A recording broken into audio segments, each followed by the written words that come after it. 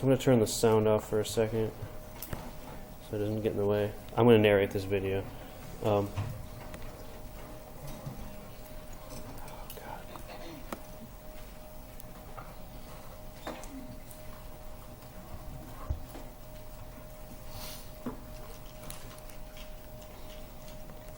Okay, so let's play this one. All right, so we're gonna compare an ionic compound, sodium chloride, and a covalent compound, CH3OH, and what happens when they dissolve in water. So we're gonna put salt in water. Now we haven't talked a lot about the details of the structure of ionic compounds, but we did talk about lattice energy and how there's this very strong attraction between the ions and ionic compounds, and they sort of pack together into these structures. So eventually when the video catches up, we're going to zoom in. All right, so you have these ionic compounds that are plus and minus charges arranged. The water molecules come in, interact with those ions, and pull them off and separate them from one another into the solution. Okay, so if you can watch closely, you'll see that the oxygen, which is the negative region, is going to interact with the positive charges, and the hydrogens, which are the positive region in a water molecule, interact with the negative charges. So opposite charges attract to each other. And this is sort of the reason why ionic compounds are able to dissolve. So even though there's very large forces of attraction between those ions, water is able to form forces of attraction as well. Now if we have a covalent compound, in this case CH3OH, so this is another liquid, we can add it to water and it will in fact dissolve. You don't see two separate phases when you mix these. But if we look at a molecular level picture of this, when we dissolve covalent compounds, we don't break them apart like we do ionic compounds. Okay, so a covalent compound does not ionize in water. It's going to possibly have polarity to it, partial negative and partial positive charges, and those are going to interact with water as we would expect. But the water molecules are simply going to surround the solute, the methanol, CH3OH in this case, and that's going to be what causes the dissolution or the dissolving process.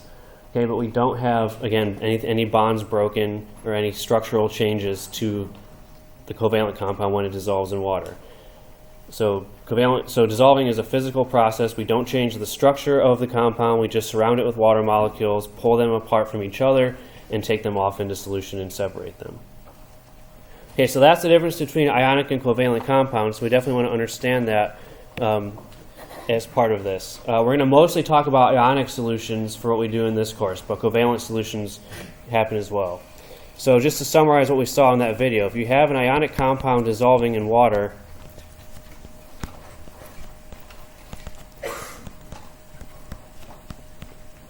the ions separate in solution. Okay, so we no longer have these positive and negatively charged ions packed together with each other. They interact with the solvent. And then for covalent compounds, of course there has to be an interaction with the solvent, but we don't break any bonds.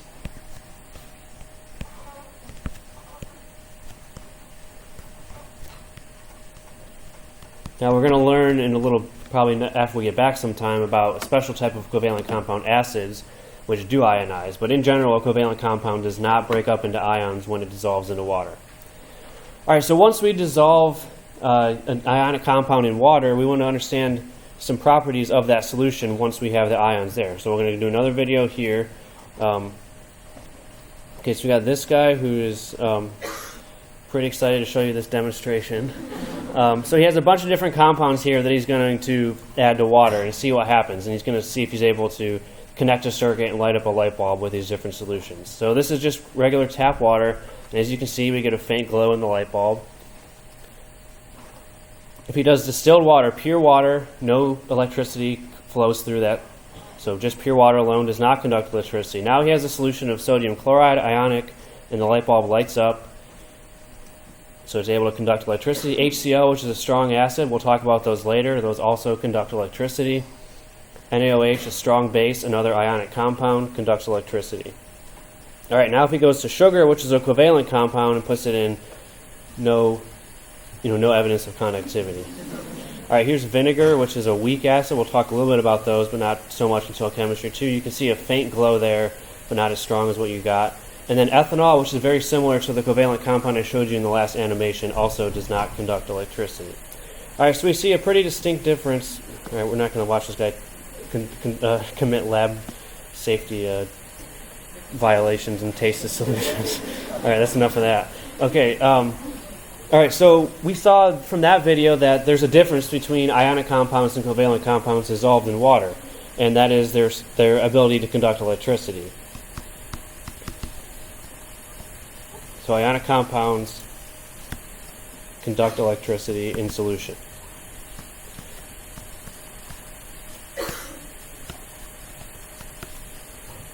Now we should be aware that they don't conduct electricity when they're solids. Okay, if they're packed together as solids, and if you have a salt shaker, you try to conduct electricity with that, it won't work. But once you separate the ions into solution, you now have charge carriers in solution that can conduct electricity. And so a solution that conducts electricity is called an electrolyte. So you've probably heard that term before in other contexts. And so anytime you have a solution that conducts electricity, that's what we call it, electrolyte.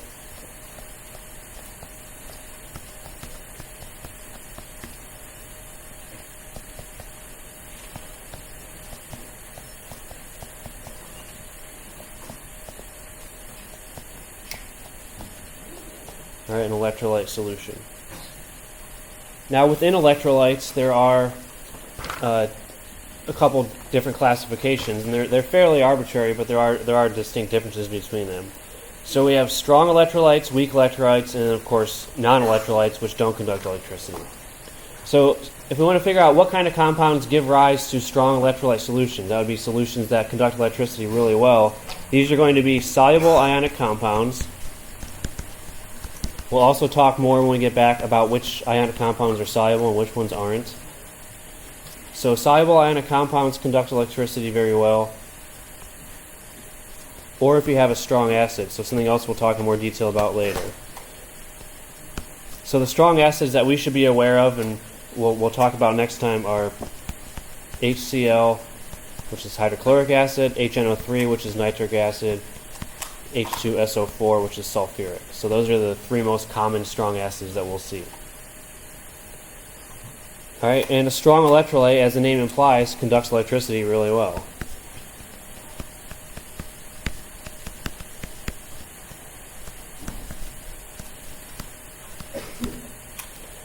Alright, now another classification of electrolyte solutions are weak electrolytes.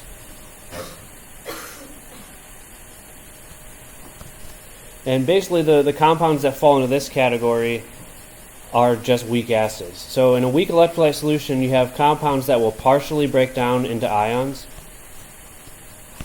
but not all the way. So a lot of them are still intact.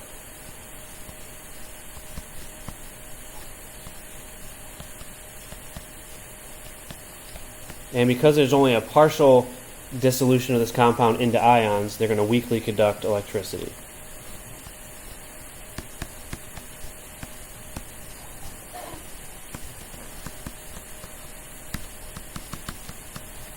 So really the examples of those are weak acids.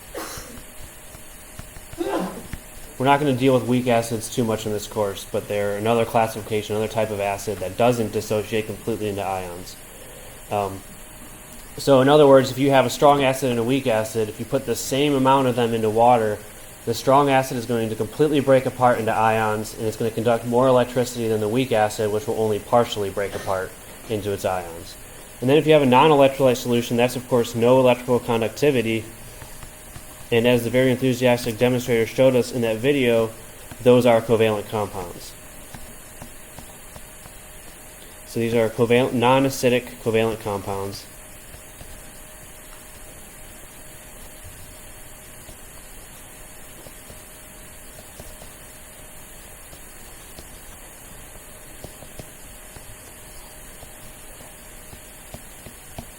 We'll talk about one example of a covalent base later on, but if it's not an acid or a base, if it's just a regular old covalent compound like an alcohol, those will not conduct electricity when dissolved. Yes?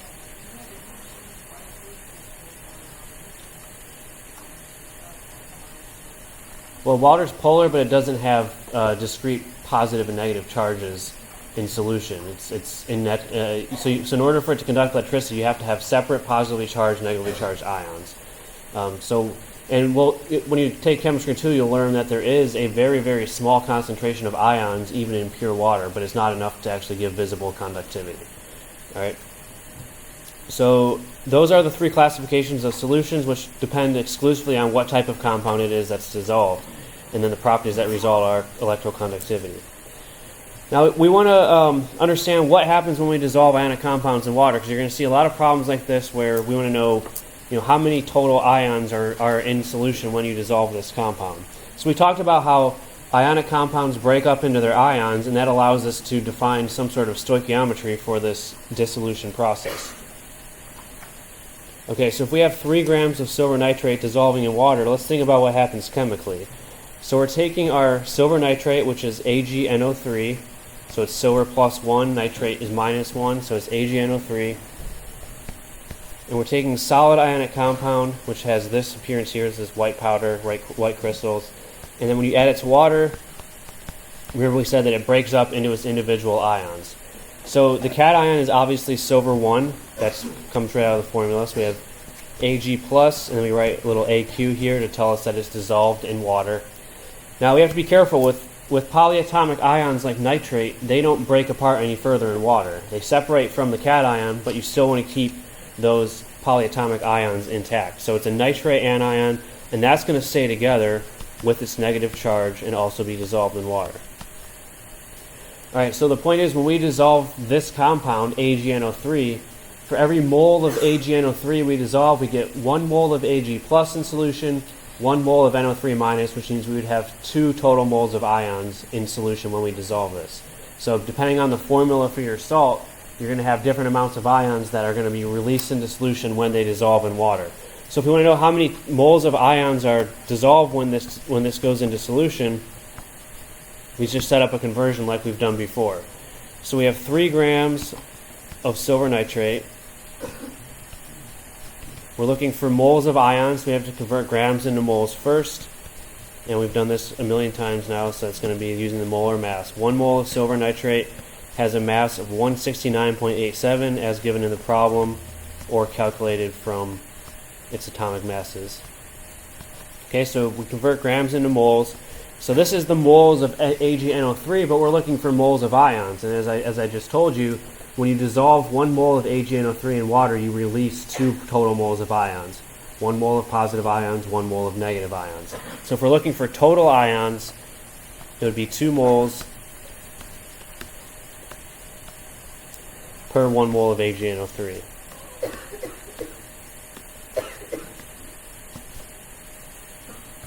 And so if we multiply that out, we get 0.0353 moles.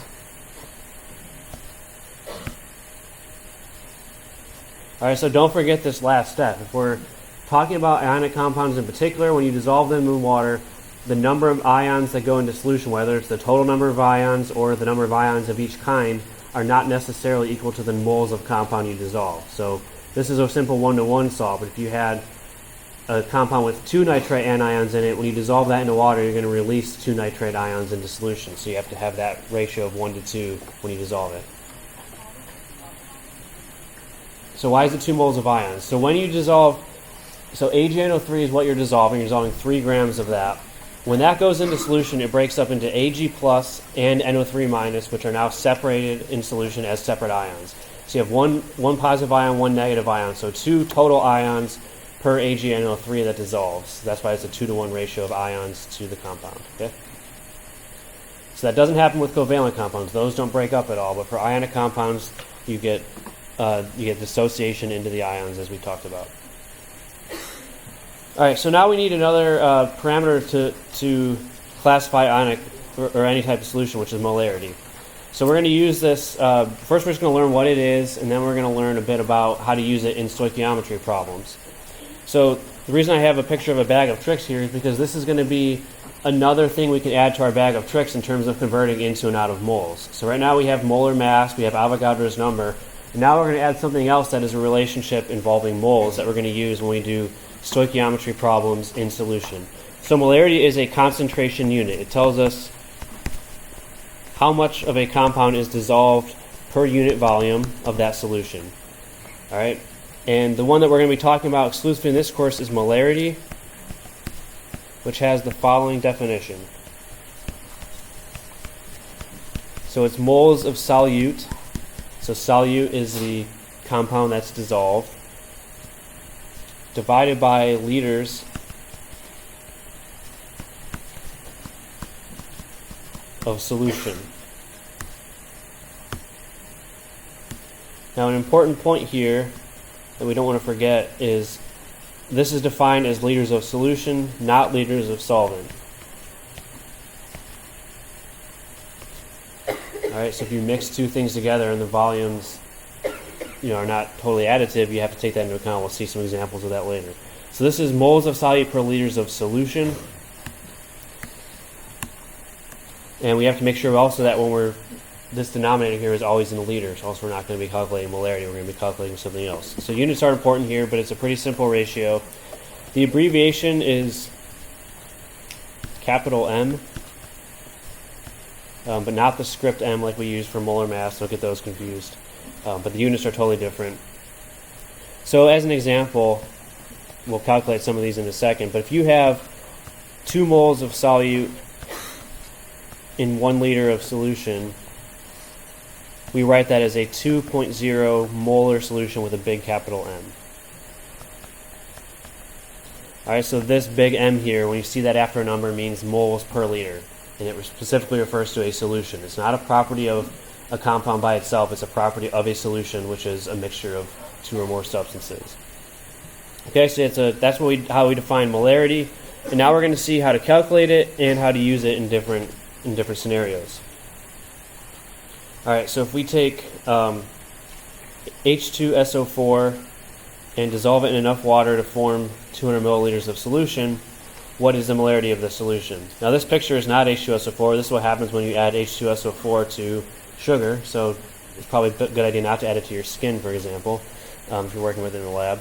But anyway, if we make a solution out of this and we do it in water with 15 grams, what is the molarity? Alright, so whenever we're asked to calculate molarity, we keep in mind the definition of it,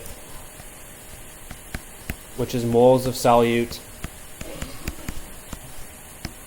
per liters of solution.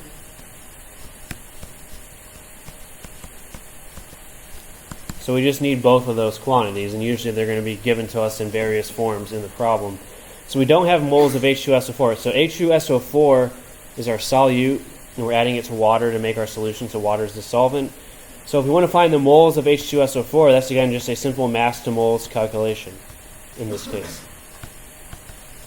So we have 15 grams of H2SO4, and we just use the molar mass, which is given to us, to calculate moles. So 1 mole of H2SO4 has a mass of 98.1 grams.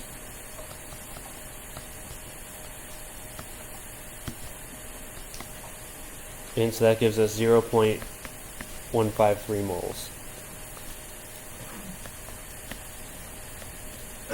Okay, so the numerator in this calculation is 0.153. And then we need also liters of solution. So here's where you have to be, again, really careful. Look at the units that we're given. We're given 200 milliliters, so we have to know how to convert into liters. Okay, so don't forget your prefixes.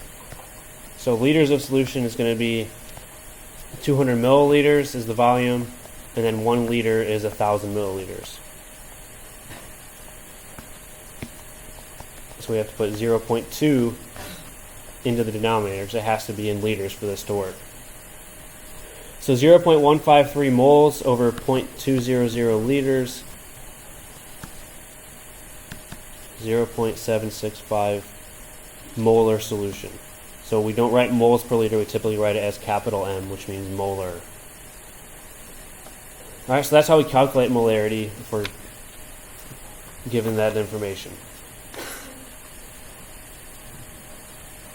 Alright, and now in this next problem that I'm going to show you, we're going to see an example of how we use molarity as a conversion factor. So there we saw how to calculate it if we're given certain information. Here we're going to say, okay, we're given the molarity 0.0015 in this case, and how do we use it to help us solve this problem? Okay, so hemoglobin is the protein found in red blood cells. How many heme molecules are there in 25 milliliters of a 0.00150 molar solution? Alright, so we're looking for number of molecules, so we should instantly zoom in on Avogadro's number, but we can't use that directly right now because we're given milliliters of molarity. We need to have moles to be able to use Avogadro's number. Okay, so we're looking for the number of heme molecules. And just like all the problems we've been doing recently, we can just set this up as a string of conversions to get us from our starting point to whatever we're looking for. So our starting point here, we have, now there's a couple ways we could do this. We could start with the molarity, or we could start with the volume. Typically I like to start with the volume and use molarity as a conversion factor. So you don't want to necessarily put that first. It'll still work out if you do it that way, but we're told that we have 25 milliliters of solution, and we want to know how many heme molecules are in there. So that's what that we're trying to do in this problem. We have a 25 milliliter solution, and then what we're going to do is use molarity here to convert into moles of solute. But before we do that, remember that molarity is moles per liter. So just as we saw in the last problem, if you're going to be dealing with molarity, you have to have your volume in liters. So that's going to be the first step, is convert into liters. So 1 liter of solution is 1,000 milliliters. So milliliters divide out. And now we can use the molarity to figure out how many moles of these hemoglobin or heme molecules are there in that solution. So this 0.00150 with capital M tells us that if we have liters of solution in the denominator, we put that number in the numerator. So 0.00150 moles per liter. Liters divide out. Now we have moles of heme. And then finally, we're in moles, but we're looking for how many total molecules there are. So we have to use Avogadro's number at this point. So we have 6.02 times 10 to the 23rd molecules for every 1 mole. Alright, so moles canceling out, and then we're finally where we need to be. And we get 2.26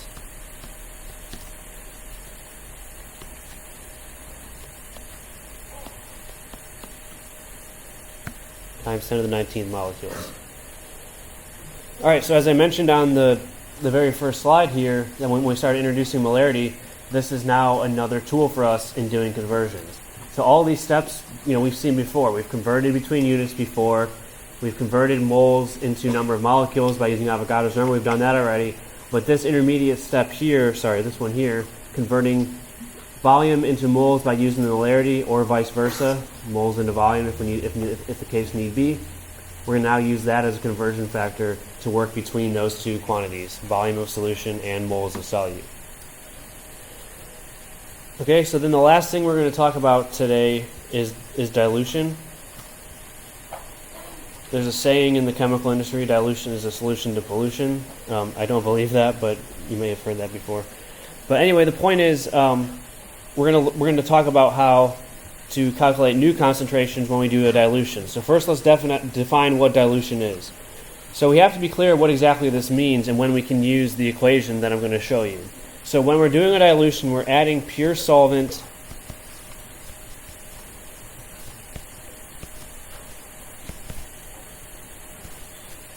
to a solution. So we have one solution and we add more solvent to it, or we add it to the solvent in either order. So that makes a new solution which has a lower concentration.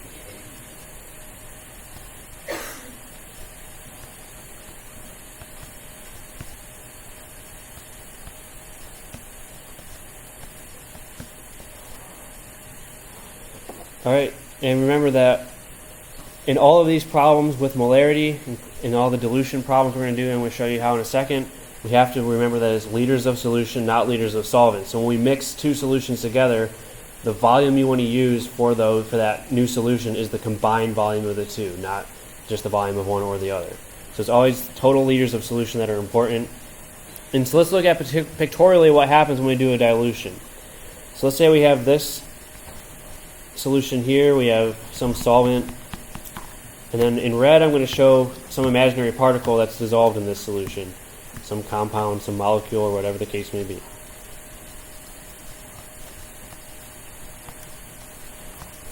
Alright, so if you can see them and count them well enough, there's 10 red dots there. Those are our solute molecules, or solute particles, whatever they are. So we have this solution here, and then when we do a dilution, what we're doing is we're going to take this and pour it into pure water. So we have pure water down here, in some other additional volume of pure solvent, in this case water. And we're going to take this solution and add it to here.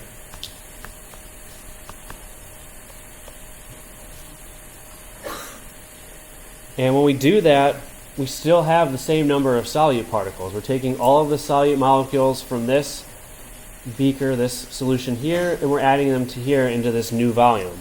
So we still have the same number, in this case 10 solute molecules or particles dissolved, but they're now enclosed in a larger volume of solution. So if we want to talk about qualitatively then, what happens here, we have in this starting solution here, we have a higher concentration, so a higher molarity, but a smaller volume. And then in this larger solution down here, we have a smaller molarity, so the same number of particles, but they're spread over a larger volume, and so the volume is larger. All right, so if you dilute a solution, the molarity goes down, the volume goes up. Okay, that's what dilution means. And it's important to realize as we go forward and look at the equation that deals with dilution, the moles of solute remains the same in a dilution.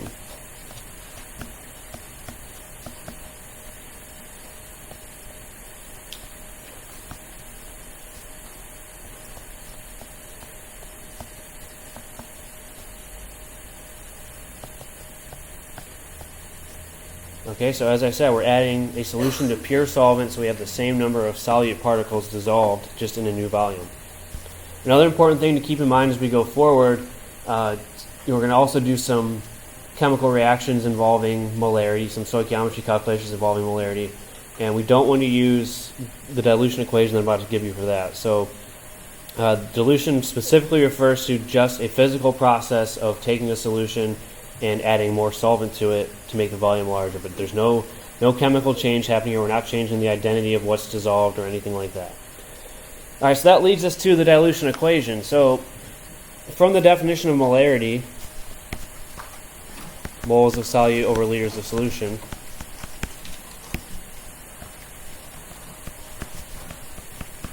so the volume, of course, is in liters for the conventional definition. What that means is if we rearrange this equation, so if we move volume over to the other side, we get that the molarity times the volume is equal to the number of moles of solute. And as I said on the last slide when I was describing qualitatively what a dilution is, before and after the dilution, the moles of solute stay the same. So the moles that you're starting with in your initial solution are equal to the number of moles of solute that are present in the final solution after dilution. Okay, so there's no change in the quantity of moles, which means that we can write an equation where the product of molarity times volume for the starting condition, M1V1, is equal to the product of molarity times volume for your final solution, M2V2. Okay, so this is the dilution equation, and again, these two quantities equal moles of solute. Alright, so I gave you this equation. It's a pretty simple equation and a very valuable one. We have to make sure we only use it for dilution problems. When we start doing chemistry, when we start doing chemical reactions involving solutions and having to calculate the number of moles of product that are formed, whatever the case is, we don't want to use this equation. It specifically refers to dilution only. So we'll emphasize that more when we start talking about solution stoichiometry. But now let's just see how to use this equation in a few examples. So what volume of 6.00 molar NaOH is needed to prepare 250 milliliters of a 0.5 molar solution? Now when we use this equation, so we should first of all recognize the key words that tell us it's a dilution problem, aside from the title of the slide, of course. So we have a NaOH solution, 6 molar, and we're preparing another solution that's still the same compound, NaOH, but with a different molarity. So we should immediately think about dilution when we see that sort of setup. So we're going to zoom in on this equation here, M1V1 equals M2V2. And we have to figure out what we're solving for and what M1 and M2 and V2 and all those are. Now it doesn't matter really which way you write the equation, M1 and V1, M2 and V2, what you define as which is arbitrary, but you need to make sure that the correct molarity is paired with the correct volume for the starting and final conditions, however you decide to write it out. So if we say that this initial 6.00 molar solution is M1, that's our initial molarity, we're looking for what volume of that is needed. So this is going to be V2. So we're not given, or sorry, this is V1. So this is V1. So we're not given what our initial volume is. We're going to find out how much of this initial solution are we adding to make our final solution. So 250 milliliters is going to be V2, and then 0.5 molar here is going to be M2. Nope, that's not an M.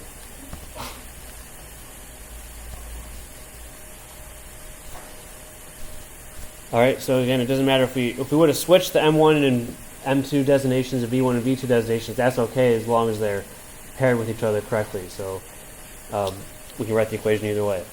So we're solving for V1, which is our unknown, which is just M2 V2 over M1.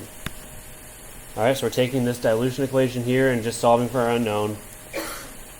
So V1 is going to be equal to M2 V2, so our final molarity after dilution is 0.5 molar. Now here's where we have to think about units for a little bit. So I told you that molarity specifically deals with liters of solution, so you'll never be wrong to convert your volumes all into liters. But when we're doing dilution, we don't actually have to do that, because if you look what happens here, we have our V2, this term here is 250 milliliters, and we divide that by M1, which is 6.00 molar. Alright, so molarity cancels out, and this gives us an answer in milliliters.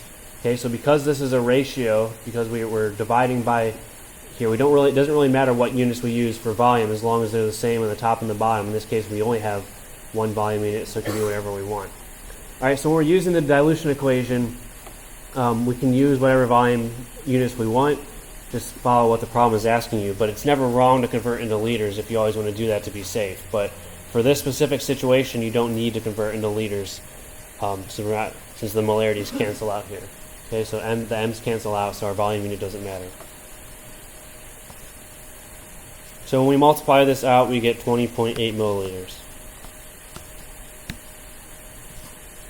Okay, so that means if we take 20.8 milliliters of our more concentrated 6 molar solution, we add enough water until the volume is 250 milliliters, that's going to give us a 0.5 molar solution. Okay, so this is how much of our concentrated solution we have to add to get the more dilute solution. Alright, so that's an application of M1 V1 equals M2 V2. You'll see a lot of those on an upcoming homework after the break. Okay, and then finally the last one I'm going to go through is a little bit more involved than this. So here we're going to be doing a dilution, but we're not giving you directly molarity and volume in this case. So we have concentrated phosphoric acid is 90% mass by volume and has a density of 1.5 grams per milliliter. So we're going to see now how we can use solution density as part of these problems as well. So we talked about density at the beginning. Am I missing one of my pages?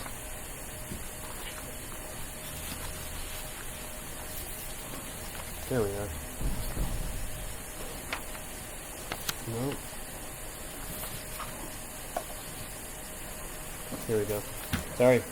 Back. Alright, so we have phosphoric acid is 90% by mass and has a density of 1.5 grams per milliliter. How many milliliters of this solution are needed to prepare 2 liters of a 0.1 molar solution? Alright, so we're doing a dilution here. We're taking a concentrated solution and we're adding it to water to make a new solution with a different molarity. Okay, so we should think M1 V1 equals M2 V2. And let's see which of these quantities are directly given to us in a problem, because very often one or more of them will be. Alright, so our final volume here, V2, and our final molarity are given. Alright, so we have M2 and V2. So we're going to, and we're solving for V1.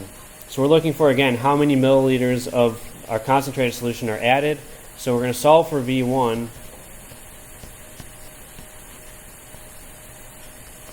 But the problem is we don't know what M1 is. So in the last problem I gave you the molarity to start with. You could go ahead and just plug in this equation and be done. Here I didn't directly give you molarity, and in order to use the dilution equation we have to have molarity as our concentration unit. So how do we get this? So to get this we're going to do a series of conversions, and we've used all of these parameters before, we just haven't seen them in this context yet. So we talked about mass percent before for compounds, and here we have a mass percent for a solution, which is just another type of concentration unit. And just the same as it does for a compound, mass percent means grams of compound per grams of solution, per 100 grams of solution. So we're trying to find our initial molarity, M1, and we're going to convert this 90% by mass into a molarity. So we're going to do a series of conversions involving concentration units. So remember that molarity equals moles per liter. And what we're starting with is a ratio of masses. So this 90% by mass tells us that we have 90 grams of H3PO4. All right, so that's the other part. We have to know the formula for phosphoric acid. So phosphate is PO4 3-, phosphoric acid is H3PO4. So you have 90 grams of H3PO4 per 100 grams of solution. All right, so in the context of solutions, mass percent means mass of solute per 100 units of solution, or grams of solute per 100 grams of solution is the best way to interpret that. All right, so that's the ratio that we're starting with. We have to convert into moles of solute per liters of solution. So we need to convert this 90 grams of H3PO4 into moles. That's going to be part of our molarity calculation. So that part is easy for us. We're just going to use the molar mass. So 1 mole of H3PO4. We have to calculate out the molar mass, which I didn't give you in this problem, but it's going to be 97.99. Is it on there? I guess that was nice too. Alright, I have a different version of the notes here, that's why. I added that in after the fact, so I don't want to waste time calculating molar masses. Alright, it's there, so you don't have to calculate it. Alright, so we have 1 mole of H3PO4 is 97.99 grams. So we've converted our numerator into moles. We have to convert the denominator of this ratio into liters to get moles per liter. So how do we convert grams of solution into liters? So we're given a density here, which is 1.5 grams per milliliter. We can use that as a conversion factor, as we've seen before. So density is a ratio of quantity, so it can be used as a conversion. So we want grams to cancel out, so we put our 1.50 grams in the numerator. So grams of solution cancel out, and that's per 1 milliliter.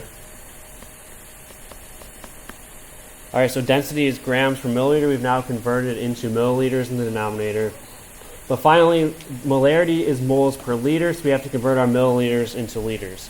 So the last step is then to have 1,000 milliliters per 1 liter, such that milliliters cancel out, and we're left with liters in the denominator, which is what we want. Alright, so if you look at all of our units that are left standing, it's going to be moles of H3PO4 per liters of solution, so we've converted from mass percent into molarity. And so we get 13.8 molar. So that's a series of steps to do that one. We should keep in mind that for mass percent, if we're going to use that as a solution concentration unit, there's not a direct calculation that goes from mass percent into molarity. It depends on the identity of the substance and the density of the solutions. There's not a simple conversion factor that's going to work every time. So you have to use this series of steps like I did here if we're converting between the two. Alright, so now we have our molarity, which is M1. And so we can just go ahead and use the dilution equation to finish this off. So we're solving for V1, which is the amount of that solution we're going to add to make the more dilute solution. So it's M2V2 over M1. So we just put in the numbers. M2 is 0.1 molar. That's our dilute molarity. V2 is the amount of solution that we're trying to make, which is 2 liters. And then M1 is the initial molarity that we just calculated, 13.8 molar. So molarity cancels out, but if you look at what the problem is asking us, the problem wants us to report the answer in milliliters. How many milliliters of this solution are required? As we have it set up here, this is going to give us liters, so we'll have to do one more step, which is convert liters back into milliliters, so 1,000 milliliters per liter. All right, so as I warned you at the beginning of the course, you're always going to want to write out units. It's very helpful to do so and make sure you know which quantity, which unit belongs to each quantity and which unit the question is asking you for a numerical answer. So we get 14.5 milliliters. So if we take 14.5 milliliters of our concentrated solution, if we dilute it down to 2 liters, that's going to give us a solution that's 0.1 molar. All right, I guess I won't see you again until after spring break, so enjoy your break, and I'll see you then.